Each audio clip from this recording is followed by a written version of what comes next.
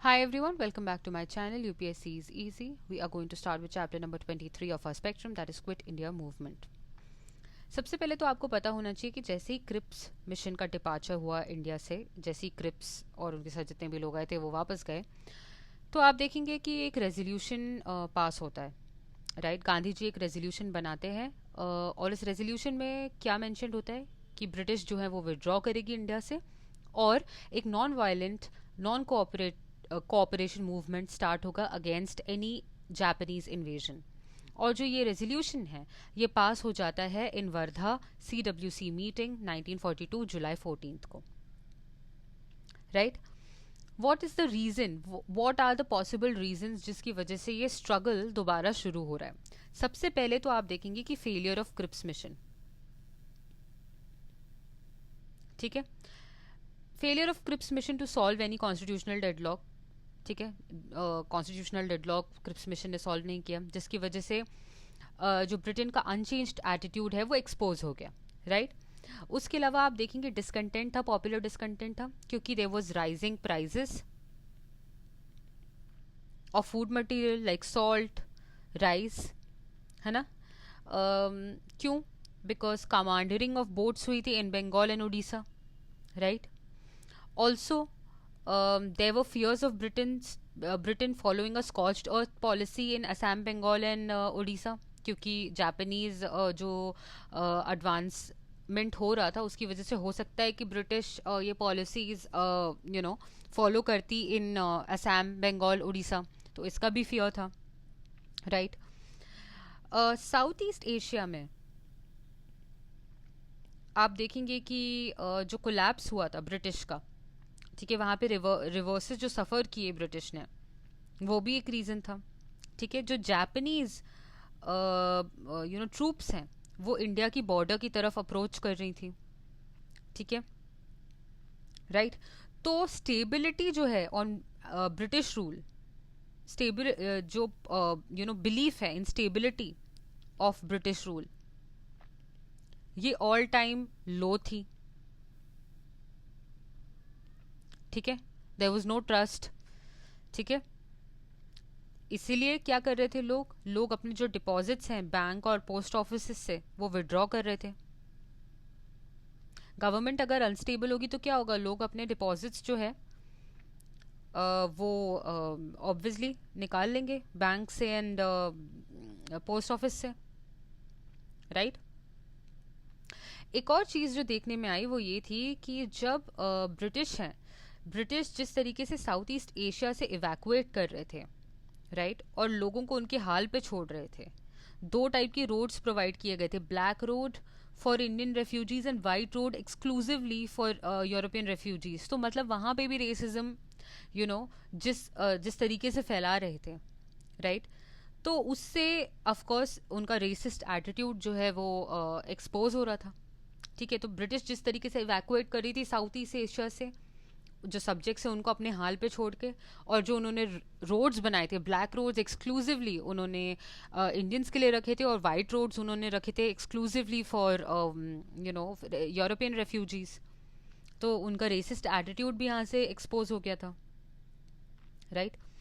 Also जो leadership है, जो इंडियन लीडरशिप है, वो चाहती थी कि मासेस कंडीशन हो जाए for a possible Japanese invasion, क्योंकि जापानीज जो है वो ऑब्वियसली बॉर्डर की तरफ दे वर कमिंग, तो दे उसके लिए तैयार रहे इंडियंस। इसके लिए कंडीशन करना चाहती थी जो लीडरशिप है, इंडियन लीडरशिप, मासेस को, राइट। अब हम देखते हैं कि क्विट इंडिया रेजोल्यूशन क्या था। जैसे मैंने आपको बताया CWC जो है वर्धा में मिली, उन्होंने ऑथराइज किया गांधी को to take charge of non violent movement, right. Resolution का नाम क्या था? रेजोल्यूशन का नाम था quit India resolution, right. Proposed, ये रेजोल्यूशन प्रपोज किसने किया था? जवाहरलाल नेहरू। और सेकंड इसको किसने किया था? बोस ने, याद रखना है आपको। जुलाई 1942 CWC Wardha, Gandhi ji was authorise for taking charge of the non violent movement. Quit India resolution नाम दिया गया। इस रेजोल्यूशन को प्रपोज किया जवाहरलाल नेहरू ने, और इसे सेकंड किया Sardar Patel. I am sorry, not Bose, it was Sardar Patel, okay, it was not Bose, it was Sardar Patel. Okay, seconded by Sardar Patel. Okay, right. Jawaharlal Nehru proposed and seconded by Sardar Patel. Correct. और उसके बाद अब क्या था कि AICC यानी कि आपकी ऑल इंडिया कांग्रेस कमेटी जो बॉम्बे में मीटिंग करने वाली थी, वहां पे इसको अप्रूवल के लिए भेजा गया. राइट. और जो क्विट इंडिया रेजोल्यूशन है वो लेटर जब बॉम्बे में मीटिंग हुई गोवालिया टैंक 8 अगस्त 1942, AICC ने इसे अप्रूव कर दिया, रेटिफाई कर दिया. ठीक है. जो ये रेजोल्यूशन था वर्धा का, राइट, जहाँ पे गांधी जी को ऑथराइज किया गया था for taking charge of non violent movement. Propose किसने किया था quit India resolution? Jawaharlal Nehru, और सेकेंडेड बाय सरदार पटेल. इसको अप्रूवल मिल गया AICC यानी ऑल इंडिया कांग्रेस कमेटी इन बॉम्बे. अगस्त कब? 8 अगस्त, ग्वालियर टैंक 1942. अगस्त अगेन इम्पॉर्टेंट. हमारे फ्रीडम स्ट्रगल में अगस्त मंथ बहुत इंपॉर्टेंट रहा है. अगर आप देखेंगे बहुत सारे इवेंट्स यहाँ पे हुए हैं. राइट. इस मीटिंग में एक और चीज की, मतलब बहुत सारी चीजों की डिमांड हुई, और वो क्या चीजें थी वो हम आप देख लेते हैं. Immediate end of British rule, सबसे पहले ये डिमांड हुई. Right. Second, declare commitment of free India to defend itself against imperialism and fascism. Right. Provisional government after withdrawal of British. Civil disobedience movement sanction against British. Right. तो civil disobedience sanction हुआ against British, provisional government बनती है after British withdrawal, declare commitment to free India to defend itself from imperialism and fascism, and demand for immediate end to British rule. Quit India movement. Leader कौन थे? Gandhi ji was named the leader of the struggle. Gandhi ji ने बहुत सारे instructions दिए. ठीक है. Gwalior tank में जो मीटिंग हुई थी वहां पे स्पेल आउट हुए थे ये इंस्ट्रक्शंस. ठीक है. इशू नहीं हुए थे बट स्पेल आउट हुए थे. हम देख लेते हैं कि ये क्या इंस्ट्रक्शंस थे और various sections of the society को गांधी जी का क्या मैसेज था. गवर्नमेंट सर्वेंट को जो मैसेज दिया था गांधी जी ने वो ये था कि आप रिजाइन मत कीजिए बट डिक्लेयर कर दीजिए अपनी एलिजियंस टू कांग्रेस. ठीक है. आर्मी को बोला गया कि आप आर्मी मत लीव कीजिए बट जो आपके पेट्रियट्स हैं उनको आप उन पे फायरिंग मत कीजिए. राइट. आप एक तरीके से देख रहे हैं कि यहाँ पे रेजिग्नेशन नहीं देने के लिए क्यों बोला जा रहा है. यहाँ पे क्यों बोला जा रहा है रेजिग्नेशन नहीं देने के लिए गवर्नमेंट सर्वेंट्स और सोल्जर्स को? वेरी इंपॉर्टेंट, क्योंकि ये क्विट इंडिया मूवमेंट है. अभी बिल्कुल ब्रिटिश के विड्रॉल की बात हो रही है, तो एक तरीके से ब्रिटिश के जाने के बाद इंडियन गवर्नमेंट आने वाली थी, और ऑब्वियसली अगर इंडियन गवर्नमेंट आएगी तो गवर्नमेंट सर्वेंट्स, सोल्जर्स, इन सब की ज़रूरत होगी. ऑलरेडी सर्विस में जो पीपल हैं वो रहेंगे. राइट. स्टूडेंट्स को बोला जा रहा था कि अगर आप कॉन्फिडेंट है तो पढ़ाई छोड़ दीजिए, मतलब स्टडीज़. ठीक है. पेजेंट्स को बोला गया कि अगर ज़मींदार आपके एंटी गवर्नमेंट है तो आपका म्यूचुअली अग्रीड रेंट जो है वो आप पे कीजिए, लेकिन ज़मींदार आगे अगर आपके प्रो गवर्नमेंट है तो आप रेंट पे मत कीजिए. प्रिंसेस को क्या बोला गया कि आप मासेस और उनकी जो कॉज है उसको सपोर्ट कीजिए और लोगों की सॉवरेनिटी को एक्सेप्ट कीजिए, मतलब लोगों के पास सुप्रीम पावर है. राइट. ये आप एक्सेप्ट कीजिए. प्रिंसली स्टेट्स के लोगों को क्या बोला गया, वहाँ की पब्लिक को क्या बोला गया कि रूलर को आप तभी सपोर्ट कीजिए अगर वो एंटी गवर्नमेंट है, यानी एंटी ब्रिटिश गवर्नमेंट है. राइट. और अपने आप को आप इंडियन नेशन का पार्ट डिक्लेयर कर दीजिए. राइट. राइट. डू और डाई गांधी जी ने इस वक्त बोला. राइट.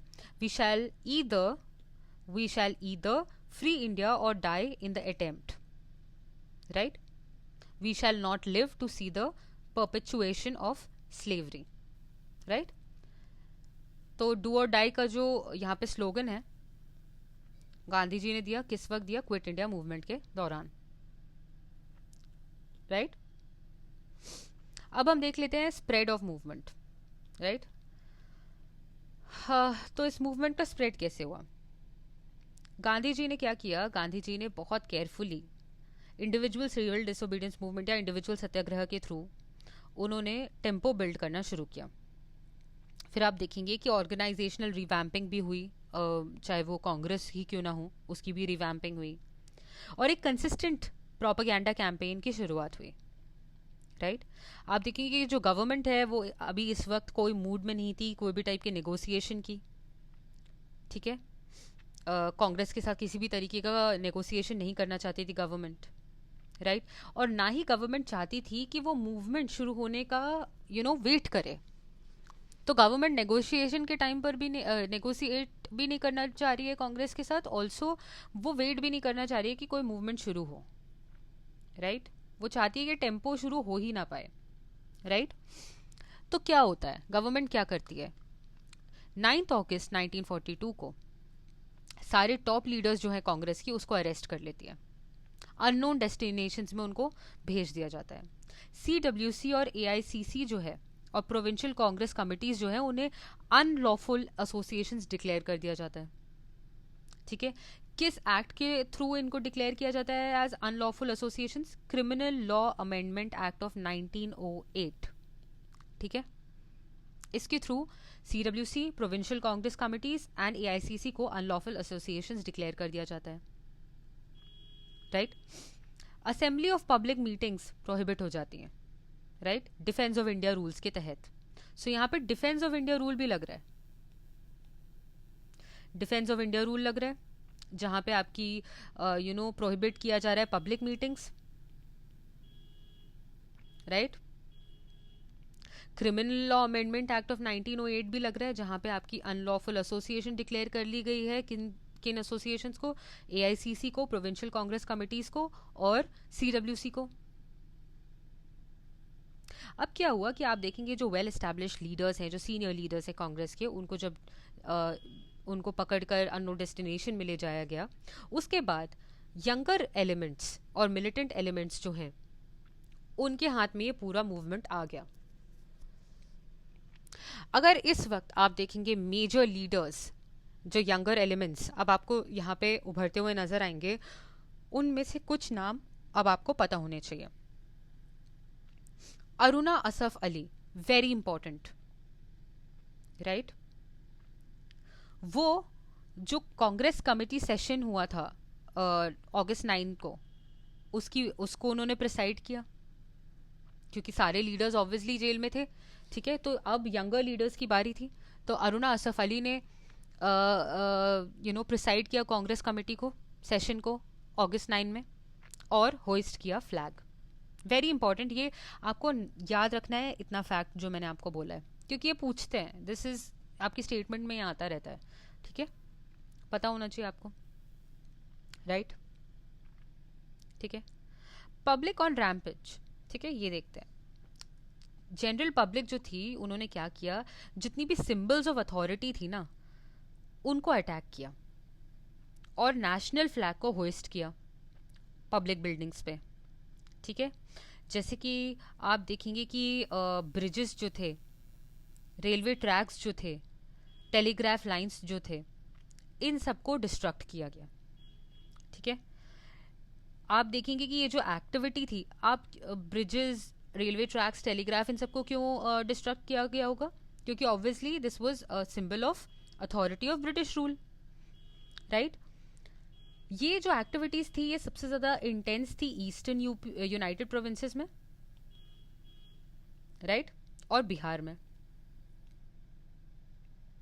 स्टूडेंट्स जो थे वो उन्होंने रिस्पॉन्ड किया by going on strike in school colleges, participating in processions, writing and distributing illegal news sheets. Illegal news sheets क्यों बोलूँ? क्योंकि अभी इस वक्त तक बहुत सारे news articles, newspapers, sheets, पत्रिकास को इलीगल घोषित कर दिया गया था, बट स्टूडेंट्स ने उन्हें डिस्ट्रीब्यूट किया, उनमें राइटिंग्स की। अहमदाबाद, बॉम्बे, जमशेदपुर, अहमदनगर और पूना में जो वर्कर्स हैं वो स्ट्राइक पे गए। आप देखेंगे कि आपके बहुत सारे पियर्स होंगे जो यूनाइटेड प्रोविंसेस या बिहार के हैं, वो बताएंगे कि किस तरीके से वो भी उनके जो एंसेस्टर्स हैं, दादा वगैरह, वो बताएंगे कि किस तरीके से वो इस एक्टिविटी का पार्ट थे. Like I have friends who have discussed this, right. फिर अब हम आते हैं अंडरग्राउंड एक्टिविटी में. ठीक है, अंडरग्राउंड एक्टिविटी इंपॉर्टेंट हो गई थी क्योंकि हर किसी को पकड़ के जेल में डाला जा रहा था. तो अंडरग्राउंड एक्टिविटी इस वक्त नजर आएगी आपको, राइट. सोशलिस्ट फॉरवर्ड ब्लॉक के मेंबर्स, गांधी के आश्रम के members, right. Local organisations Poona, Satara, Baroda में, गुजरात में, कर्नाटका में, केरला में, यूनाइटेड प्रोविंसेस में, सब लोग जो है अंडरग्राउंड एक्टिविटी में पार्टिसिपेट कर रहे थे. मैंने आपको बोला है कि आपको पता होना चाहिए कुछ लीडर्स का नाम. अरुणा असफ अली का नाम आपको पता है. और आपको जो लीडर्स के नाम आपको पता होने चाहिए वो है राम मनोहर लोहिया, जयप्रकाश नारायण, अरुणा असफ अली, उषा मेहता. Very important. उषा मेहता, राम मनोहर लोहिया, जयप्रकाश नारायण, अरुणा असफ अली. इसके अलावा बिजू पटनायक, छोटू भाई पुरानिक, अच्युत पाटवर्धन, सुचेता कृपलानी, आरपी गोयंका, उषा मेहता. अब आप देखेंगे उषा मेहता ने फिर अंडरग्राउंड रेडियो स्टार्ट किया बॉम्बे में. इस पे एक फिल्म भी आई है, if you have watched it, right. तो underground railway, underground radio start हुआ इन बॉम्बे, राइट. आपने अगर मूवी देखी हो, उषा मेहता थी उसमें. मतलब उषा मेहता का role I think someone has done, I don't remember, right. It is not a famous movie but obviously it's rare कि हमारे unsung leaders की कहानियाँ जब आती हैं तो it's always interesting to watch. ठीक है, तो मेन पर्सनालिटीज़ आपको जो यहाँ पे याद रखनी है जिन्होंने अंडरग्राउंड एक्टिविटीज़ की, उसमें आपको पता है राम मनोहर लोहिया जी, जयप्रकाश नारायण, अरुणा असफ अली, उषा मेहता, बिजू पटनायक, छोटू भाई पुरानिक, अच्युत पटवर्धन, सुचेता कृपलानी, आरपी गोयंका. ठीक है. और अंडरग्राउंड रेडियो किसने शुरू किया बॉम्बे में? उषा मेहता. ठीक है. ये जो पूरा पीरियड है इसने पॉपुलर मोराल को रखा, कंटिन्यू किया, राइट. क्योंकि लीडर्स जो है, जो मेन लीडर्स थे, जो संभालते थे, जो गाइड करते थे, वो सब तो ऑब्वियसली उनको गवर्नमेंट ने, जो ब्रिटिश गवर्नमेंट है, उन्होंने अरेस्ट कर लिया था, राइट. ठीक है. अब हम देखते हैं कि पैरेलल गवर्नमेंट्स कौन सी बनी. आप देखेंगे कि कुछ जगहों पे पैरेलल गवर्नमेंट्स बनी. जैसे बलिया में आप देखेंगे 1942 अगस्त में एक वीक के लिए चिट्टू पांडे के अंडर में एक पैरेलल गवर्नमेंट बनी, राइट. उन्होंने बहुत सारे जो कांग्रेस के लीडर्स हैं उनको रिलीज भी करवाया, राइट. तामलुक की अगर आप बात करें, राइट, तामलुक में मिदनापुर की अगर आप बात करें, दिसंबर 1942 से लेकर सितंबर 1944 तक जातिया सरकार ने साइक्लोन रिलीफ वर्क किया वहाँ पर. ठीक है. और पैडी प्रोवाइड किया रिच से पुअर को. ठीक है. विद्युत वाहिनीज जो हैं उनको ऑर्गेनाइज किया गया, राइट. स्कूल्स को ग्रांट्स प्रोवाइड किए गए, राइट. सतारा की अगर आप बात करें, प्रति सरकार ऑर्गेनाइज हुआ. लीडर्स जो यहाँ पे इम्पोर्टेंट थे वो थे वाई.बी. चवन, नाना पाटिल, राइट. तो यहाँ पे विलेज लाइब्रेरीज बनी. तो ये बहुत सारी चीज़ें, गांधीयन मैरिजेस, बहुत सारी चीज़ें ऑर्गेनाइज हुई, पैरेलल गवर्नमेंट्स बनी, राइट. जो बिजनेसमैन थे वो एक्टिव सपोर्ट प्रोवाइड कर रहे थे. कैसे प्रोवाइड कर रहे थे? डोनेशंस दे रहे थे, शेल्टर दे रहे थे, मटेरियल हेल्प दे रहे थे. जो स्टूडेंट्स थे वो कोरियर्स की तरह एक्ट कर रहे थे, वो सामान इधर से उधर ले जाने की कोशिश कर रहे थे. विलेजर्स जो हैं वो सिंपल काम कर रहे थे कि अथॉरिटीज़ को इन्फॉर्मेशन ना प्रोवाइड करना, राइट. पायलट्स और ट्रेन ड्राइवर्स जो थे वो डिलीवर करने की कोशिश कर रहे थे बॉम्ब और अदर मटेरियल, राइट. तो ये बहुत सारी आप देखेंगे कि चीज़ें इस वक्त कैसे नॉर्मल जो पब्लिक है कैसे उसने how it how it played a role in Quit India movement, how the normal public played a role in Quit India movement. ठीक है, right? So I think that is it for today. Extent of mass participation हम अगले lecture में करेंगे क्योंकि otherwise it'll be too much for this lecture. But यहाँ पे अगर आपको क्या याद रखना है, because I know it is a very content laden chapter. I would say dates आपको पता होनी चाहिए resolutions की. Wardha, Bombay, Gowalia tank, important, right? Proposed by JLN, seconded by Sardar Patel, very important. Gandhi ji authorized, important, right? Acts जो मैंने आपको दो बताए, defence of India rule and criminal law amendment act of 1908, important. Aruna Asaf Ali, important, right? Usha Mehta, important, right? Leaders जिनके नाम मैंने आपको बताए, important. Radio Bombay, Usha Mehta, right? Parallel government अगर याद भी नहीं है then also it is okay. Parallel government और बेसिकली ये सारी चीज़ें जो आप लिखेंगे या आप मीन्स का